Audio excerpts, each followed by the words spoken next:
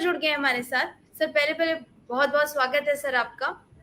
Sir आपसे पूछना चाहूंगी कि क्योंकि लंबे समय से जो राहुल गांधी की जो इमेज है उसको एक पप्पू के तौर पर पेश करने की कोशिश कर रही थी भारतीय जनता पार्टी, लेकिन आपको लगता है ऐसा कि भारत जोड़ो यात्रा के बाद, क्योंकि जो तस्वीरें लगातार देखने को मिल रही है, कभी वो बारिश में भीगते हुए जब बोलते हैं तो लोग उनकी बात सुनते हैं, और सोनिया गांधी के साथ जिस तरह उनकी तस्वीर वायरल हुई और भागते हुए, ये तस्वीर जिस तरह से भारतीय जनता पार्टी लगातार पप्पू बनाने की कोशिश कर रही थी उस पर डेंट लगा रही है, ऐसा है? आप बताइए, क्या पप्पू नाम बुरा होता है क्या?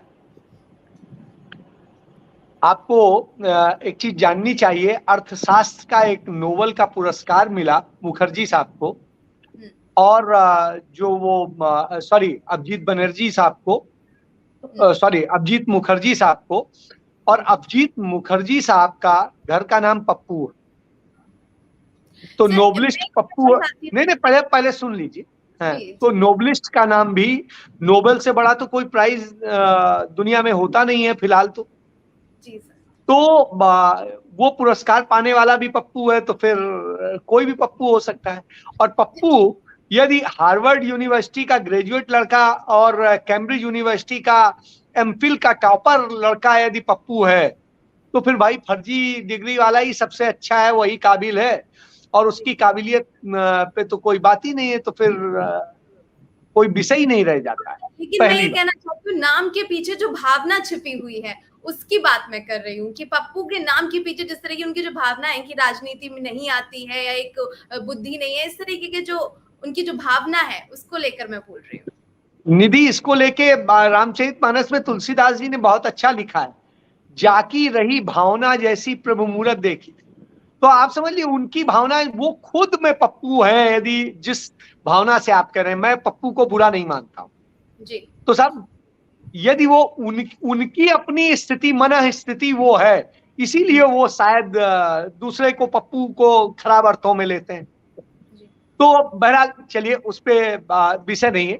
विषय ये है कि राहुल गांधी दुनिया के योग्य पॉलिटिशियंस में से एक है, जो उच्च शिक्षित होने के साथ साथ योग्यता के मामले में श्रेष्ठतम है। और आज की डेट में हिंदुस्तान के अंदर जो पॉलिटिशियंस हैं, उनसे काबिल कोई पॉलिटिशियन नहीं है, उनसे अच्छा भविष्य दृष्टा नहीं है। क्यों? इसके उदाहरण बता देता हूं। 2018 में उन्होंने भारत की इकोनॉमी को लेकर के जो भविष्यवाणी की थी, आज भारत के सामने है। उस इकोनॉमी की स्थिति क्या है वो हमारे सामने। कोविड के शुरुआती दिनों में उन्होंने कोविड को लेकर के बार बार सचेत किया था। उनके आप जा सकते हैं ट्विटर हैंडल पे और देखिए, और लगातार जो वो कहते रहे, उन्हीं को लोग कहते रहे यही खुद ही कोरोना है और ये है वो है, जो जो भाजपाइयों को कहना था उन्होंने कहा। लेकिन अंत में पूरे देश ने वो फेस किया जो राहुल गांधी, और राहुल गांधी ने जो उपाय बताए, अंततः निपटने के लिए उन्हीं उपायों को अपनाना पड़ा। तो यदि वो ऐसा व्यक्ति जिसके उपायों को बाद में आपको खुद घूम फिर के अपनाना पड़ता हो, तो आप समझ लीजिए कि यदि पप्पू को आप खराब कहते हैं तो फिर पप्पू कौन है? तो साहब, पप्पू का मतलब हमारे यहाँ जिस बच्चे का नाम रखा जाता है, 21 दशक की, बड़ा सीधा है, अच्छा है, बड़ा प्यारा सा है, तो सामान्य तौर पे उसे कहते हैं और बड़े प्यार से, लाड़ से कहा जाता है।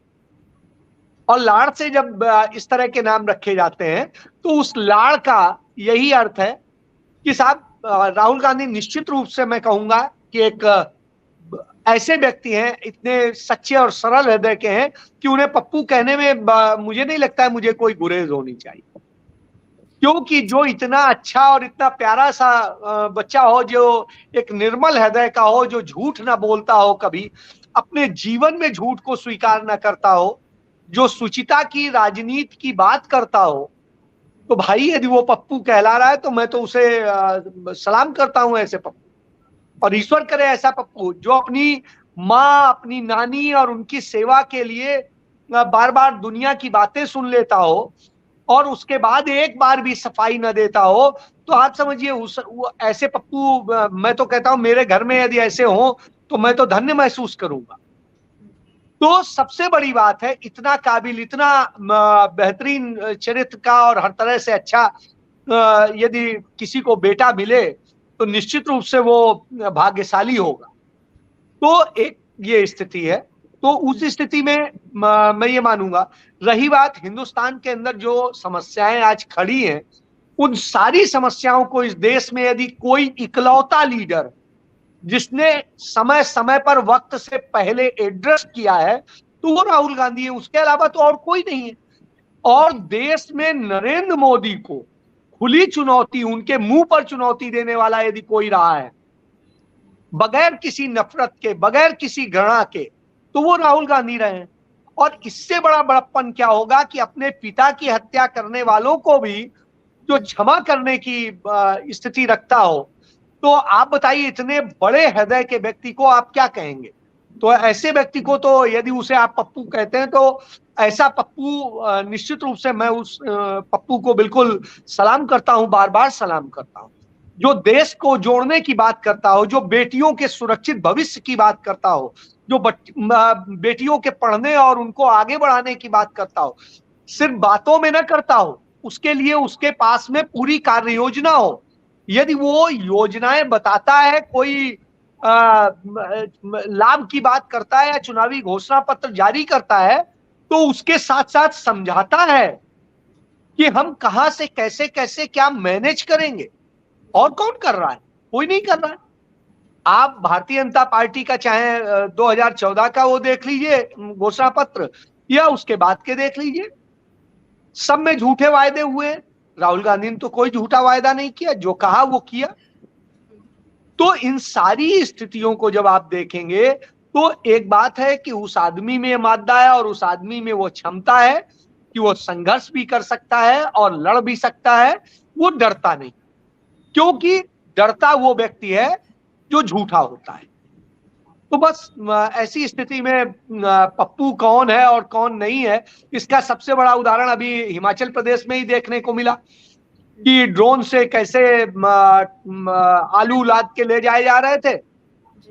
और इसके पहले 2017 में, उन दिनों मैं आगरा में था, हिंदुस्तान का संपादक हुआ करता था, तो उस समय मुझे याद है कि आगरा में वही हाथरस में अपनी रैली में नरेंद्र मोदी ने कहा था कि आलू से आपका सोना जैसी आपकी कमाई होगी।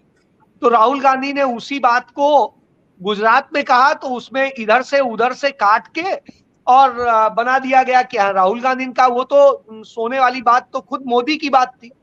उसके बाद में आप देखिए, अभी पीछे आप देखिए जो यूपी के चुनाव के दौरान की बात थी, और वहां पर जाकर के संत कबीर नगर में नरेंद्र मोदी क्या कहते हैं कि यहाँ पर गुरु गोरखनाथ जी, गुरु नानक देव जी और कबीरदास जी एक साथ बैठ करके चर्चा किया करते। तो अब आप समझिए, दोनों के सबके काल में सदियों का अंतर है, और ऐसे में यदि आदमी कहता है तो भाई सबसे बड़ा वो कौन है, इससे ज्यादा कुछ नहीं कहा जा सकता। जो नाले की गैस से चाय बना रहा हो, अब आप समझ सकते हैं। और आप समझ सकते हैं कि दुनिया के मंच पर बात हो रही थी, वहां पर बता रहे थे कि कैसे आप टरबाइन से ऑक्सीजन और पानी और दोनों चीजें कर सकते हैं। तो उसको लेकर के इन्हीं के मुंह पर दूसरे देश का जो व्यक्ति था, उसने राजनेता था, उसने कहा कि मैं इस बात पे हंस सकता हूं। तो आप समझिए वो मुंह पर इनके हंसने की बात कह रहा है। तो उन सारी स्थितियों को यदि आप देखेंगे तो आपको समझ में आ जाएगा कौन क्या है। राहुल गांधी के मुंह से कभी कोई गलत निकला होगा तो उन्होंने खुद ही थोड़ी देर में ही बोला होगा कि नहीं सॉरी मैं ये गलत बोला, ये है। तो उस स्थिति में इतनी ईमानदारी जिसमें हो, तो फिर आप चाहे जिसको पप्पू कह लीजिए या जिसको काबिल कह लीजिए, तो यह स्थिति है। लेकिन भारत जोड़ो यात्रा निश्चित रूप से एक बड़ा परिवर्तन और बड़ी सारी चीजें लेके आ रहा है, और एक आत्मिकता है।